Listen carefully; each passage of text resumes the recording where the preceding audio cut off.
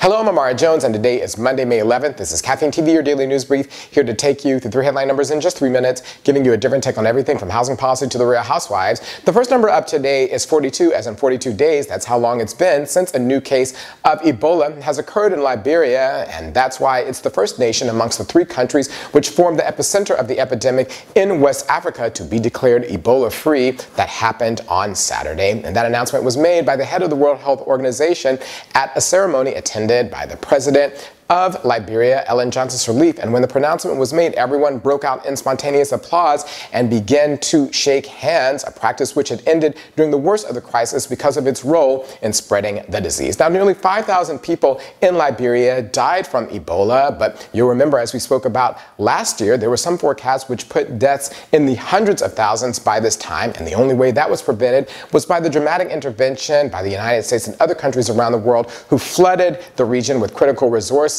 blocking the epidemic. Apocalyptic visions laid out in movies like World War Z and FX's The Strain. Now, 2 countries neighboring Liberia, Guinea, and Sierra Leone still have cases of Ebola, but the nightmare scenario laid out for the region seems to be a thing confined to science fiction. The next number today is 99. That's the number of nuclear power plants across the United States which supply electricity. And on Saturday, there was an explosion at the one in the most densely populated region of the country, at Indian Point, just outside New York City. Now, Indian Point is crucial. It supplies 4 out of 10 volts of electricity used by New York City, but for years has been a subject of criticism, both out of safety concerns and because it's a potential target for terrorists. And it seems as if some of those criticisms may have been warranted, given the fact that there was that explosion at a transformer in the non-nuclear part of the plant, which ended up dumping thousands of gallons of oil into the Hudson River. Now, the supporters of Indian Point say that critics are just warriors who need to go somewhere and sit down, even as they admit that the nuclear plant is on an ancient fault line. But they say that that fault line has been dormant for thousands of years and that no one has anything to worry about. But of course, that's what they said about Fukushima and the disaster there, which was of course caused by a once in a 1,000-year tsunami, which just goes to show that you don't have to worry about once in a 1,000-year events, of course, unless you're in year 1000.